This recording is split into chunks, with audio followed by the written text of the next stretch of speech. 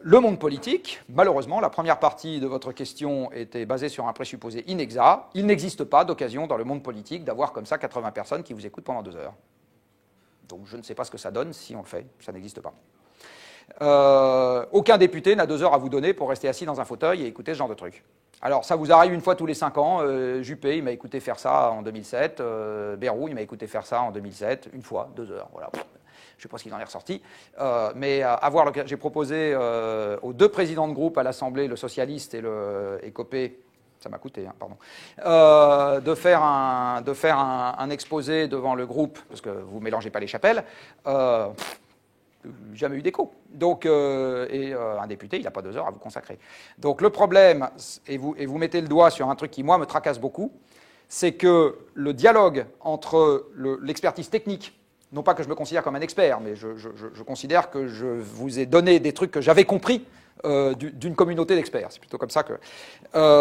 et le monde des décideurs politiques est aujourd'hui un dialogue avec un goulet d'étranglement extrêmement fort au milieu qui s'appelle les médias et les lobbies. Alors on peut s'en servir à son profit, mais il est extrêmement fort. Les médias, parce que je mets au défi n'importe qui dans cette salle de faire un article en 3 paragraphes résumant ce que j'ai raconté. Voilà.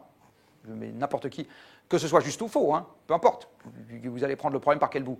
Donc vous mettez 2 conclusions, puis voilà, même si vous êtes de bonne volonté, j'en connais un certain nombre qui sont de bonne volonté. Et en ce qui concerne le poids des lobbies, qui est réel et qui n'est pas limité aux décideurs économiques, hein, les ONG environnementales sont des lobbies, exactement pareil, c'est des corps constitués qui ont l'ambition de peser sur la décision publique, c'est comme ça que ça marche.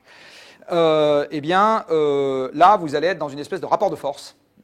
C'est-à-dire que les arguments techniques sont mis au service d'un objectif dans lequel vous êtes dans le rapport de force. Si j'ai pas ce que je veux, je manifeste, je dis dans le journal que vous êtes un crétin, enfin voilà, on n'est plus sûr, regardez où est l'intérêt collectif, posez-vous 3 heures, on va aller faire un séminaire ouvert, et vous verrez, derrière, la décision vous apparaîtra... Non, c'est pas comme ça que ça marche.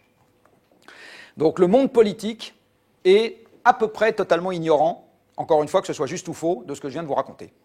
À peu près totalement ignorant. Il n'y a pas d'occasion de leur parler de ce genre de choses, c'est quasiment inexistant. Ils n'ont pas le temps de lire, il faut le savoir, hein, ils n'ont pas le temps de lire. Quand vous avez une commission à l'Assemblée nationale qui fait un rapport sur un sujet, les autres députés en savent ce que aura dit le journal sur la base du communiqué de presse fait par le service de presse de l'Assemblée nationale. Si vous vous marrez, mais c'est exactement ça. C'est exactement ça. Voilà ce qu'ils en liront. Oui, je suis d'accord avec vous.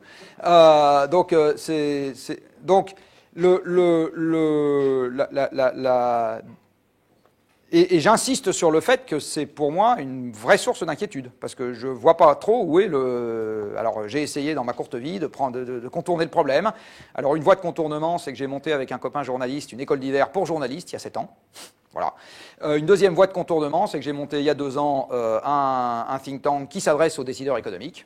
Voilà. Donc on va essayer de rentrer par quelques fenêtres, mais il faut savoir que de s'attaquer frontalement à la place de la Bastille est un truc qui n'est pas commode. Si je termine sur cette analyse politique, il y a quand même un petit truc qui n'est pas inintéressant à noter dans le débat actuel, c'est que, vous savez, dans le monde industriel, quand vous sous-traitez, vous perdez une compétence. L'attelage vers PS a probablement induit un défaut de compétence, et ce n'est pas une expression partisane que je suis en train d'exprimer là, c'est, j'allais dire, une analyse industrielle. Il y a un défaut de compétence, à mon avis, plus marqué au PS qu'à l'UMP sur ce genre de sujet, pour cette simple raison. Hein, le problème a été sous-traité à l'extérieur. Les quelques années écoulées depuis le Grenelle font qu'à l'UMP aujourd'hui, vous avez quelques interlocuteurs qui sont à peu près compétents sur ce genre de sujet. Alors encore une fois, la discipline de parti, etc., fait que la règle que j'ai citée juste avant s'applique. Donc vous ne savez pas ce qu'ils feront et ce qu'ils diront, mais vous savez qu'ils connaissent à peu près le sujet.